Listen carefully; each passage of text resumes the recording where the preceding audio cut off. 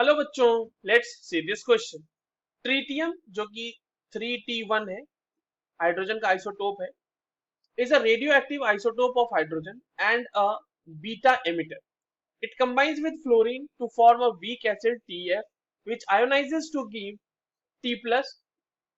The equivalent of pH of a freshly prepared dilute aqueous solution of TF is 1.8, which freezes at 0.383 degrees Celsius. If 500 ml of freshly prepared solution were allowed to stand for 23.4 years, then the value of charge carried by beta particles emitted by tritium in Faraday will be. Given है हमारे पास kf की value और हमारे पास t half की value दी हुई है, that is 11.7 years. तो चलिए इस क्वेश्चन को सॉल्व करते हैं बच्चों। और सबसे पहले तो ये देखते हैं कि इस क्वेश्चन को सॉल्व करने के लिए हमारे पास कौन से की कॉन्सेप्ट की जानकारी होनी चाहिए। देखिए, की कॉन्सेप्ट की अगर हम बात करें तो ये सवाल बेसिकली है तो वैसे बीटा एमिशन से सॉल्व करना है हमें, पर उसके साथ साथ बच्चों इसमें lot of concept will be used. जैसे पीएच का कंसेप्ट यूज होगा, किस तरह से हम लोग degree of dissociation find out कर सकते हैं, फ्रीजिंग पॉइंट का कंसेप्ट, ये सारे कंसेप्ट इसमें यूज होने वाले हैं। तो चलिए हम लोग क्वेश्चन को सॉल्व करते हैं और एक एक करके उन चीजों को समझते भी जाएंगे। देखिए, कहा जा रहा है हमारे पास कि पीएच का इक्विवेलेंट जो टी के लिए होगा, तो उसको हम ले लेते हैं पी टी, और ये P T is equal to क्या हो जाएगा, minus log concentration of T plus. ठीक है, अब इसकी वैल्यू जो है हमारे पास क्वेश्चन में गिवन है, दैट इज 1.8। तो 1.8 इज इक्वल टू हो जाएगा बच्चों माइनस लॉग टी प्लस का कंसेंट्रेशन। तो यहां पर से आप टी प्लस का कंसेंट्रेशन आसानी से निकाल सकते हैं, वो क्या हो जाएगा 10 raise to the power minus 1.8, और ये वैल्यू आएगी 0.016। ठीक है, अब देखिए जब डिसोसिएशन होती है, जैसे मान लीजिए टीएफ का डिसोसिएशन हो रहा है, तो टीएफ बच्चों डिसोसिएट करेगा तो कैसे डिसोसिएट करेगा, टी प्लस और एफ माइनस में। अब इसका कंसंट्रेशन मान लीजिए इनिशियल टी जीरो पे टी ये सी, और टी इक्विलिब्रियम पे ये सी माइनस सी अल्फा डिसोसिएट कर जाएगा, ये सी अल्फा फॉर्म हो जाएगा, ये भी सी अल्फा फॉर्म हो जाएगा। अब आप यहां से देखें कि टी प्लस का concentration equal to C alpha है, तो हम यहाँ पर से सी इसको लिख सकते हैं ना, that C alpha is equal to 0.016।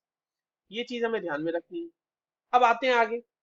आगे आने से मतलब क्या है यहाँ पे कि अब इसी सोल्यूशन के लिए हमारे पास डेल्टा टीएफ की वैल्यू दी हुई है। ठीक है, तो डेल्टा टीएफ क्या हो जाएगा बच्चों, डेल्टा टीएफ हो जाएगा केएफ, यानी freezing point, depression in freezing point equals to मतलब मोलर फ्रीजिंग कांस्टेंट।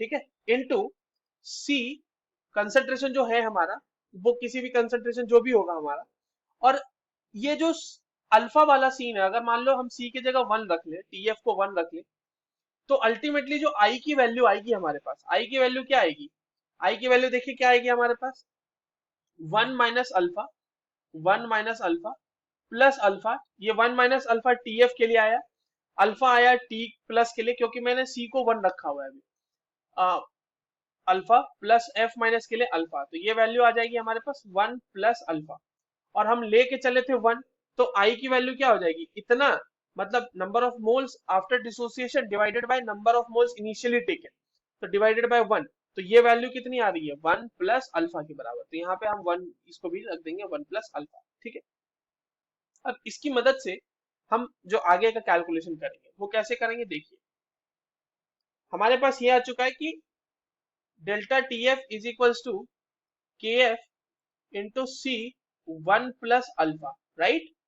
अब यहाँ पर आपके पास दो वैल्यूज दी हुई है, डेल्टा टी एफ की वैल्यू दी हुई है कि 0.383 डिग्री सेल्सियस से कम हो गया है। ठीक है, और के एफ की वैल्यू दी हुई है 1.86, और इसको मैं लिख लेता हूँ सी प्लस सी अल्फा, इस तरह से मल्टीप्लाई कर दिया मैंने। तो यहां पर से आप देख पाएंगे कि आपके पास सी प्लस सी अल्फा की वैल्यू आ जाएगी, वो कितनी आ जाएगी, वो आ जाएगी 0.383 divided by 1.86 equals to 0.206, right. अब आप यहाँ पर सी अल्फा की वैल्यू पुट कर दो, जो हमने अभी तुरंत निकाल के रखी है यहाँ पे, ये देखो सी अल्फा की वैल्यू, इसकी वैल्यू यहाँ पे पुट कर देंगे, तो सी प्लस में यहाँ पे सी अल्फा की वैल्यू क्या 0.016 इक्वल्स टू 0.206 और यहां से बच्चों हमारे पास C की वैल्यू आ जाएगी 0.19। ठीक है, ये हो गई हमारे पास C की वैल्यू। अब इसका जो है हमें आगे काम करना है और ये C की वैल्यू जो होगी वो हमारे पास बेसिकली जो यहाँ पर आप देखो पीएच में अगर वो है तो मोल पर लीटर में ही आया होगा ना, तो ये मोल पर लीटर में आया होगा, ये आएगा हमारा मोलर। ठीक है, C is equal to 0.19 molar. ये हो चुका। अब हमारे पास C की वैल्यू पता है, C की वैल्यू पता है, C अल्फा की वैल्यू पता है, तो अल्फा की वैल्यू तो निकल जाएगी ना आसानी से। अल्फा की वैल्यू कितनी हो जाएगी? अल्फा की वैल्यू हो जाएगी C alpha divided by C, तो 0.016 डिवाइडेड बाई 0.19, ये वैल्यू आएगी 0.084। अब आप सोच रहे होंगे कि सर अल्फा की वैल्यू क्यों निकालनी थी? अल्फा की वैल्यू इसलिए निकालनी थी बच्चों ताकि हम टीएफ का कंसंट्रेशन निकाल पाए। देखो टीएफ का कंसंट्रेशन इक्विलिब्रियम पे हमने तुरंत देखा अभी है कि वो C माइनस सी अल्फा है, तो हम यहाँ पर रख देंगे C माइनस सी अल्फा। अब यहाँ पर आप C की वैल्यू भी आपको पता है, C अल्फा की भी वैल्यू पता है, रख दीजिए उसको, तो ये हो जाएगा 0.19 माइनस 0.016। ठीक, अब ये वैल्यू कितनी आ जाएगी? 0.174 मोल पर लीटर। ये अब यहाँ पर से क्योंकि आपको मोलर कंसंट्रेशन मिल गया है, तो आप number of moles of TF निकाल सकते हैं क्या? बिल्कुल निकाल सकते हैं। मोलारिटी को मतलब मोल पर लीटर में जो कंसंट्रेशन है उसको वॉल्यूम से मल्टीप्लाई कर देंगे, तो हमारे पास कंसंट्रेशन है 0.174 मोल पर लीटर इनटू कंसंट्रेशन हमारा, सॉरी वॉल्यूम जो है हमारा वो दिया हुआ है एमएल में 500 ml, तो 500 ml को हम लीटर में अगर चेंज करें तो वो कितना हो जाएगा? 0.5 लीटर, तो ये हो जाएगा 0.087 मोल। इतने मोल हमारे पास टीएफ की है, दिया हुआ जो सोल्यूशन है उसमें इतना मोल टीएफ हमारे पास है। राइट, अब देखते हैं आगे। अब देखिए बहुत ही इंपॉर्टेंट पॉइंट है ये क्वेश्चन का, कि मान लीजिए कि आपके पास टी का कुछ कंसंट्रेशन है। ठीक है, मान लीजिए टी का कंसंट्रेशन है यहाँ पे, इसको हम लोग मान लेते हैं कंसंट्रेशन टी का, इसको मान लीजिए 0। यहां पर से टी डिसोसिएट हुआ और ये बनाया इसका हाफ, तो इसके लिए लगा है 11.7 ईयर्स। ठीक है, इसके लिए ये टी हाफ दिया हुआ है, हाफ हो गया बिल्कुल उसका। अब अगर मान लो यहां पर से टी हाफ को इनिशियल कंसंट्रेशन मानते हुए यहां पर से आप इसका फिर से टी हाफ कर दो, तो ये हो जाएगा 1/4 कंसंट्रेशन ऑफ टी 1/4, क्योंकि हमने टी हाफ को इनिशियल कंसंट्रेशन माना और इसका भी हाफ कर दिया, तो ये भी हो जाएगा 11.7 ईयर्स। यानी इस तरह से समझ सकते हैं कि टी 0 से टी 1/4 जाने के लिए हमें डायरेक्टली कितना लग गया होगा?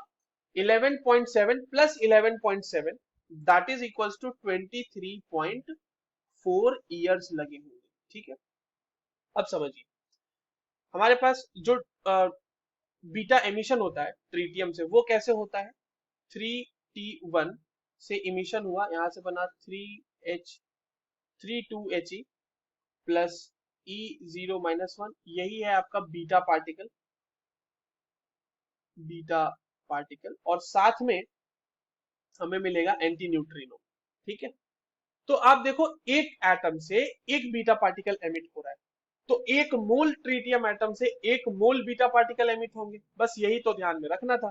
अब आप समझो कि आपके पास ये कहा गया है बच्चों कि आपको 23.4 ईयर्स तक छोड़ देना है ट्रीटियम को, सोल्यूशन को, तो मोल्स कितने मोल्स हमारे पास उसके बाद बचे हुए रहेंगे ट्रीटियम के? तो moles of tritium remaining after